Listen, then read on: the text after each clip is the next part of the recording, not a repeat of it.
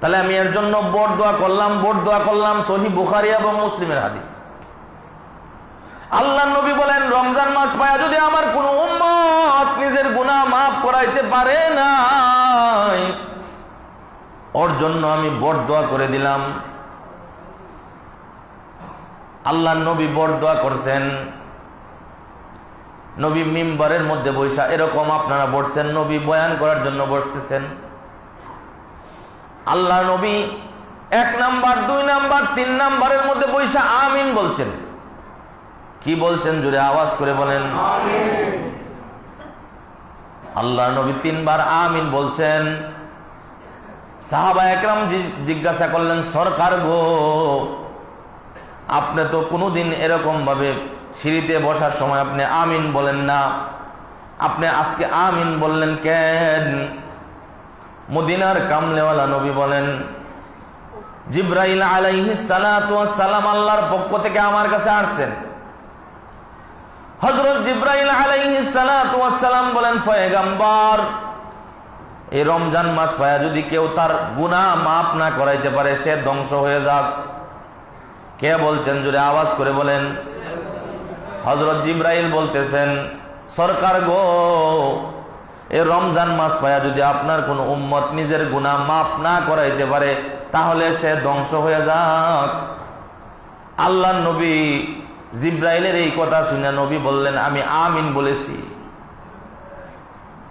একটু জবাব দেন, জিবরাইল বোট দোয়া করেছে আর আমার নবী আমিন বলেছে, এই বোট দোয়ার দাম কম না বেশি? একটু জবাব দেন। জিবরাইল বোট দোয়া করেছে, নবী আমিন বলেছে। রমজান পায়া গুনাহ মাফ করাইতে পারলো না, ধ্বংস হয়ে যাক, আমার নবী আমিন বলে ফেলেছে।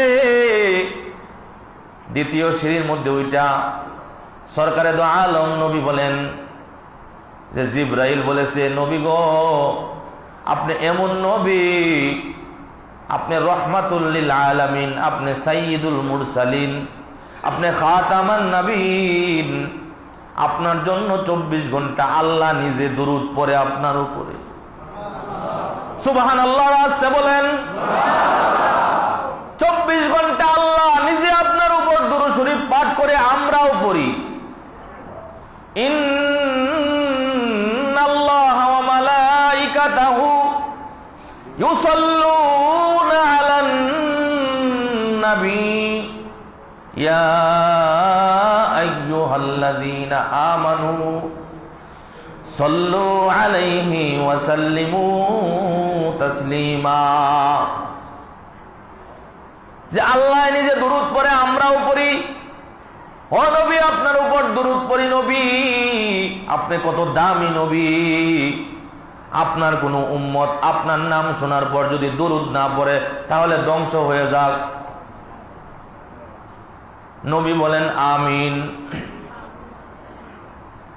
3 নম্বরে আল্লাহর নবী আমিন বললেন যে আমাকে জিবরাইল বলেছে যে আপনার কোন উম্মত যদি তার মা বাবারে পাইলো, মারে পাইলো, বাবারে পাইলো, বিদ্যা মা বাবাকে পাওয়ার পর মা বাবার খেদমত করলো না, মা বাবাকে কষ্ট দিল, মা বাবাকে আদর করলো না, যত্ন করলো না, সুন্দর করে ডাকলো না, মা বাবার খোঁজ খবর নিল না, রমজান মাসে মায়ের কাছে ইফতার পৌঁছাইল না, বাবার খবর নিল না, ঈদের মধ্যে বাবাকে একটা লুঙ্গি কিনে দিল না, 50,000 1 লক্ষ টাকা বেতন পায়, সিরা কাপড় পিন্দা মা ঘুরে, বাবা পুরান লুঙ্গি পিন্দা ঘুরে, বাবা বড় প্যান্ট শার্ট টাই পরে বড় ম্যাজিস্ট্রেটের মতো ঘোরাফেরা করে। গ্রামের গরিব বাবা যদি কাছে এসে আব্বা বলে ডাক দে, বাবা তুমি কেমন আছো, বাবার সাথে একটা জারি দিয়ে কথা বলে। আল্লাহ বলেন এই সমস্ত কমবক্ত বেয়াদবগুলি ধ্বংস হয়ে যাক। যে মা বাবার সাথে বেয়াদবি করেছে, মা বাপ পায়াও মা বাবার খেদমত করতে পারে নাই, মা বাবাকে আদর করতে পারে নাই, মা বাবার সেবা করতে পারে নাই। আসমানের মালিক আল্লাহ তাআলা বলেন জিবরাইল এই দোয়া করেছে, আর সঙ্গে সঙ্গে আমি নবী আমিন বলেছি। মনে রাখবা নবীর উম্মত, এই তিনটা কাজ যদি তুমি করো, রমজান পাইলা, গুনাহ মাফ করাইতে পারলা না, তুমি কপাল পোড়া জাহান্নামী। নবীর নাম শুনলা, তুমি দুরূদ পড়লা না, তুমি জাহান্নামী। কারণ যখনই শুনবা মুহাম্মাদুর রাসূলুল্লাহ, জবান দিয়া বলবা সাল্লাল্লাহু আলাইহি ওয়াসাল্লাম। মা বাবা পাওয়ার পর মা বাবার খেদমত করবা না। মদিনার কামলেওয়ালা নবী বলেন, রেজার রব্বি বি রেজার ওয়ালিদাইন। যে সন্তানের উপর মা বাবা রাজি, এই সন্তানের উপর আসমানের মালিক আল্লাহ তাআলা রাজি।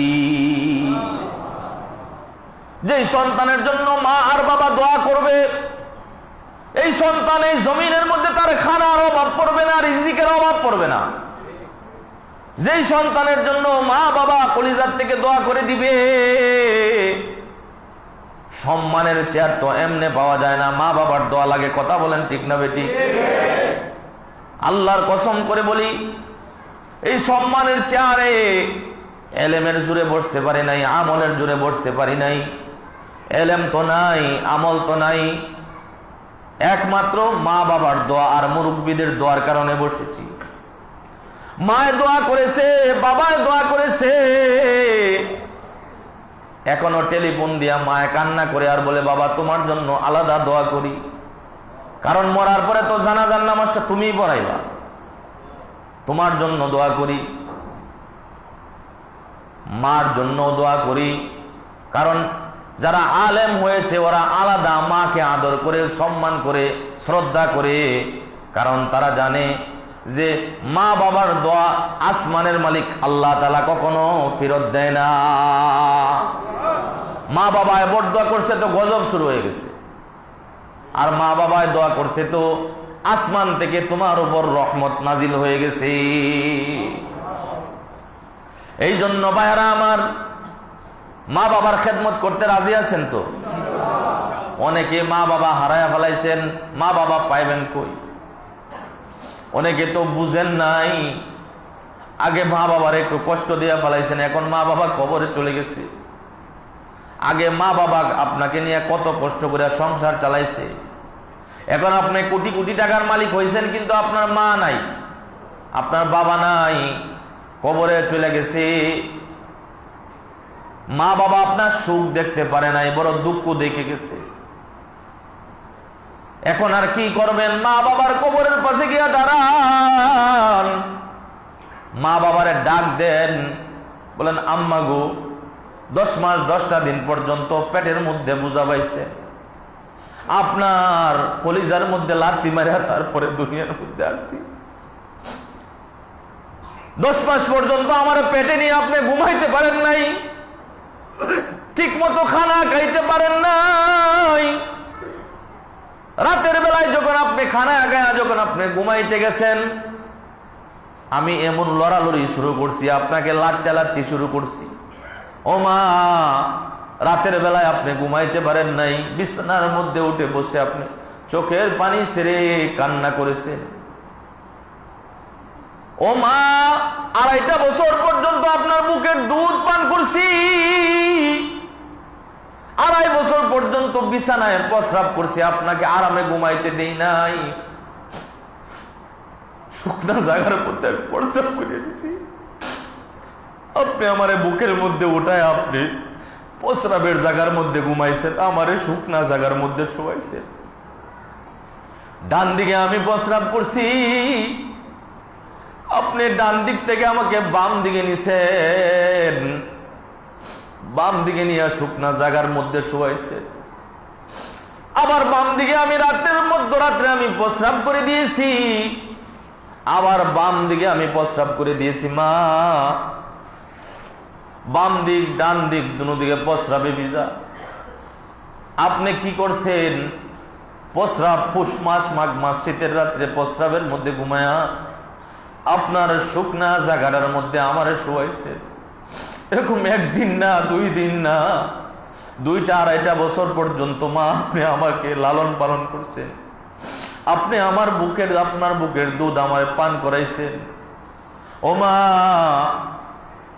যখন বারবার জমিনের মধ্যে যখন গড়াগড়ি করে নিজের শরীরের মধ্যে যখন দুলা লাগাইতাম, অন্য মানুষ দুলার কারণে ময়লার কারণে আমাকে কুলে নিত না, কিন্তু আপনি আমার এমন একজন আপন মা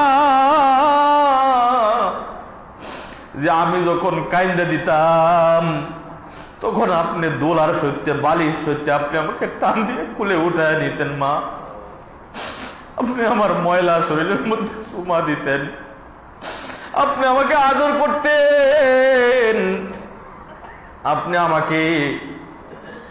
আমাকে বারবার আপনাকে খানা মুখে উঠায় খাওয়াইতেন। ও মা, আপনার পবিত্র জবান দিয়ে আমাকে আব্বা আব্বা মা মা বলে ডাকতেন।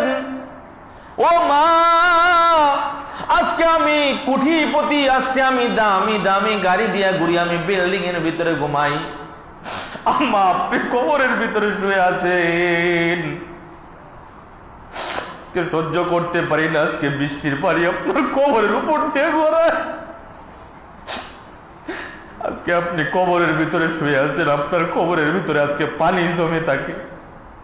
আমি 3 তলায় 5 তলার মধ্যে ঘুমাই, আমি বিল্ডিং এর ভিতরে ঘুমাই। মা, আপনাকে নিজ হাতে আমি কবরের মধ্যে রাখলাম, কাপড়ের কাপড় নিজে কাইটা আপনাকে 5 কাপড় দিয়া মা চাইলাম, আপনাকে শেষ বিদায়ের গোসল দিয়ে আপনাকে জনমের মতো বাঁশবাগানের ভিতরে কবরের ভিতরে রাখলাম। ও মা, আপনি আমার সুখ দেখেন নাই মা।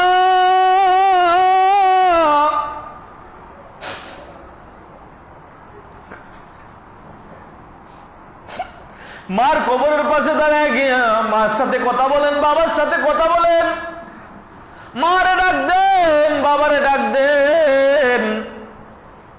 কারণ মা তো হারাইছেন, বাবা তো হারাইয়া ফেলাইছেন, পাইবেন কোথায়?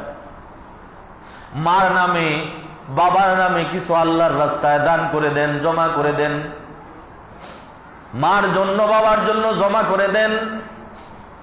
আর মা বাবা যাদের বেঁচে আছে, মা বাবার খেদমত করেন। মা বাবা যদি মূর্খ তাকে কিছু বুঝে না, তারপরেও মা বাবা আপনার বড় পীর, মা বাবা আপনার বড় আপন। মা বাবার জন্য মা বাবার কাছে দোয়া করেন, হাসি মুখে মা বাবার সাথে কথা বলেন। আর মৃত মা বাবার জন্য আল্লাহ তাআলার কাছে দোয়া করেন, রব্বির হামহুমা কামা রব্বায়ানি সগীরা।